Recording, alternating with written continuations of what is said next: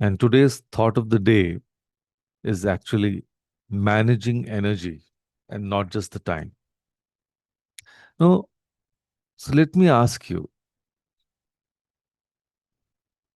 that this question will actually change how you think about your productivity. That have you ever had a completely free Sunday, no meetings, no deadlines, no commitments, but felt too drained to do anything meaningful? You had all the time in the world, but zero energy to use it. Raise your hand if you have had such feelings on Sundays. Thank you. Thank you.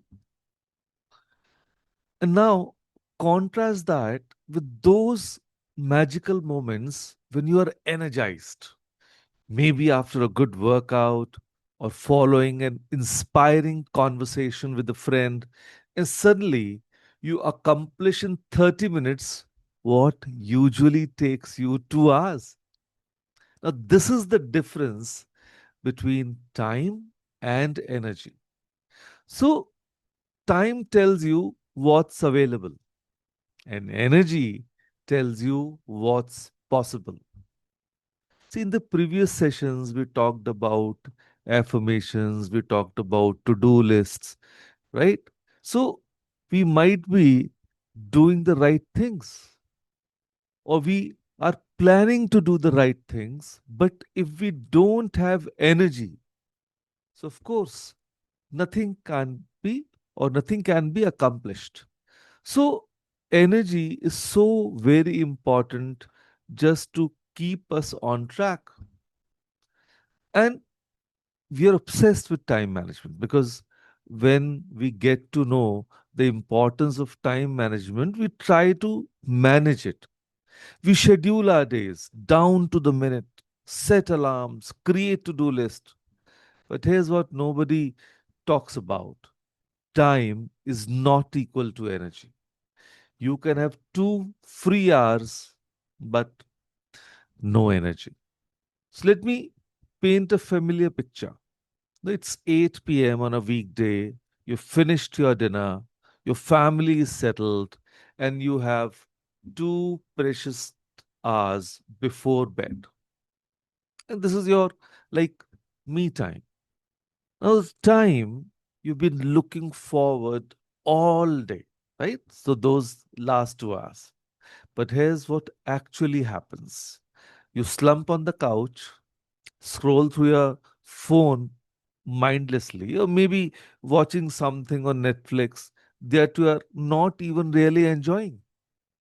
Now, those 2 hours disappear like water through your fingers, and you go to bed feeling somehow more tired than when you started.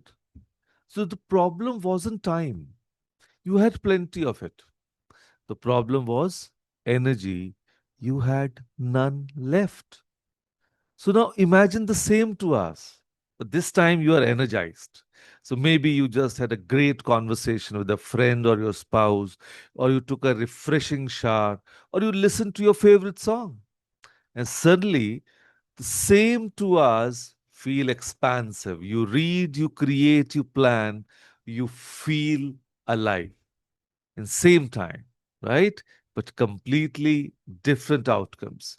So energy is the currency that actually gets things done.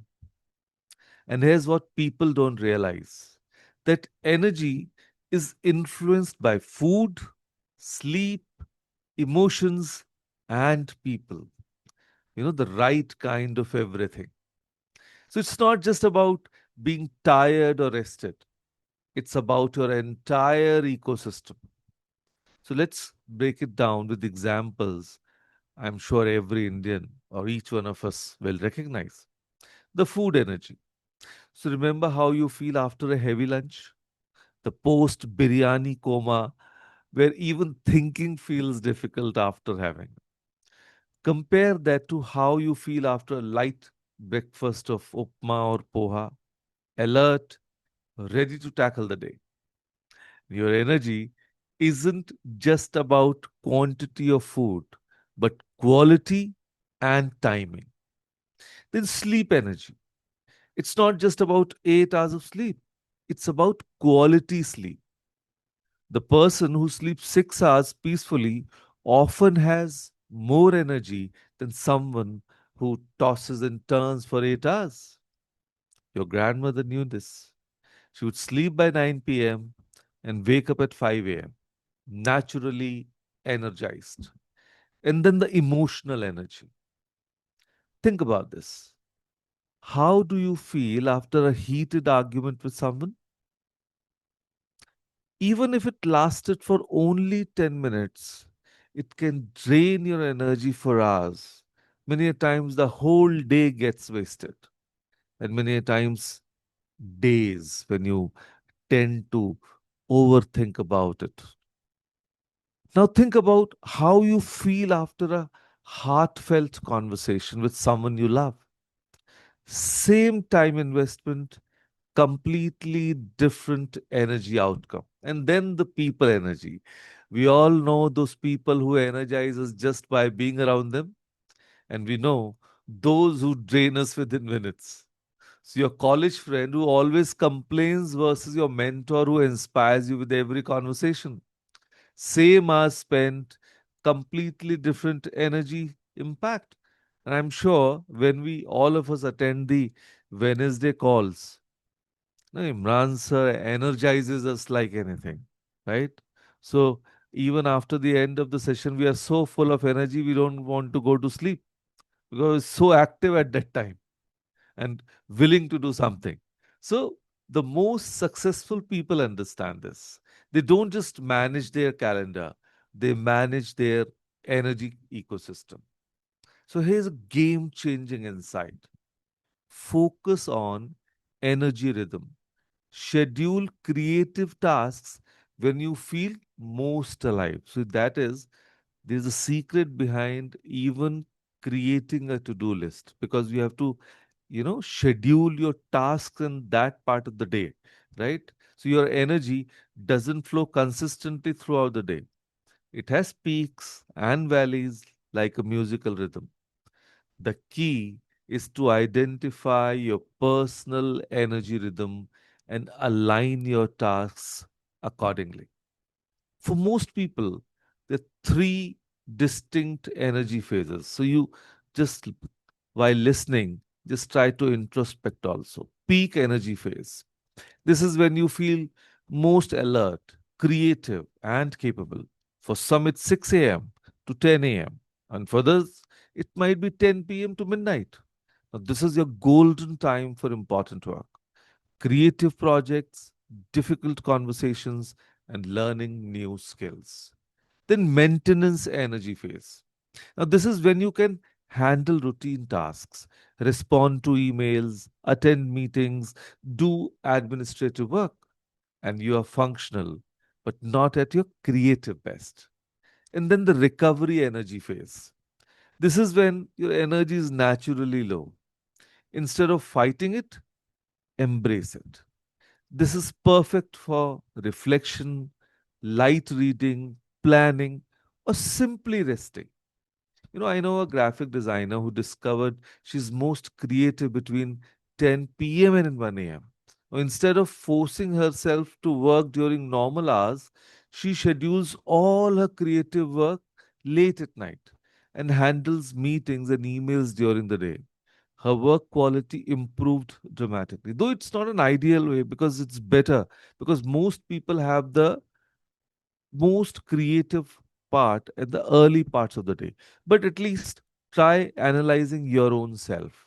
A CA student realized he absorbs complex concepts best early morning, but is great at solving numerical problems in the evening. So he restructured his study schedule accordingly. Theory in the morning, problem solving at night. And that did the trick for him. So the magic happens when you stop fighting your natural rhythm and start working with it. Be aligned to it. Let's do something practical right now, right? I want you to identify your high energy hours. So, for that, think about yesterday or any recent typical day. One, just try to have your answers. Question one: when did you feel most alert and capable? Maybe you can think about yesterday because that's the most recent day with you. Then, secondly, when did creative ideas flow easily? Which part of the day were creative ideas flowing with you? Then, when did you tackle difficult tasks without procrastination? That you just sit down to work, right? And then, lastly, when did you feel naturally motivated? So, try to figure out in which part of the day these happen. So, this is your energy peak. Guard it fiercely. This is when you should do your most important work. That is when you are feeling naturally motivated, right? So, here's a crucial part: eliminate one energy drainer today. See to it what drains your energy.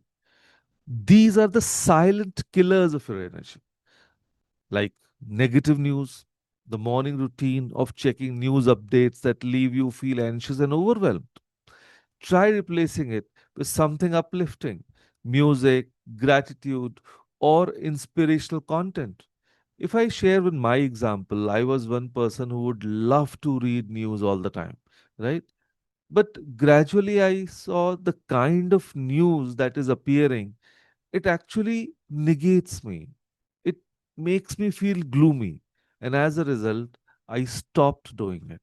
So instead of watching news on YouTube, now I've stick to just reading the newspaper so that, you know, that I don't feel mentally drained by the negative news that comes all the time. Then toxic conversations, that colleague who always complains, that family member who brings drama, that friend who only calls to dump their problems. You don't have to cut them off, but you can limit exposure and set boundaries. And then physical clutter, that messy desk, that disorganized room, that overflowing inbox.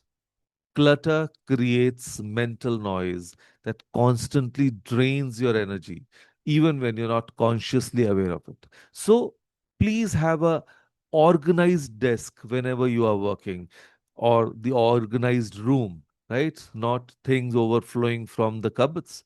So choose one energy drainer and eliminate it today. And notice how much mental space opens up. And here's something powerful: energy is renewable, but only if you invest in it.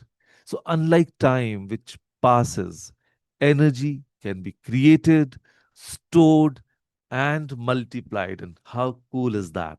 You know, invest in activities that give you more energy than they consume. Like it could be a 20-minute walk because it can give you 2 hours of mental clarity, or it can be a 5-minute meditation that can restore your emotional balance, or a genuine conversation with someone you care about, and that could energize your day, or learning something that can create sustained excitement and motivation. Have one slot for new learnings every day in your to do list.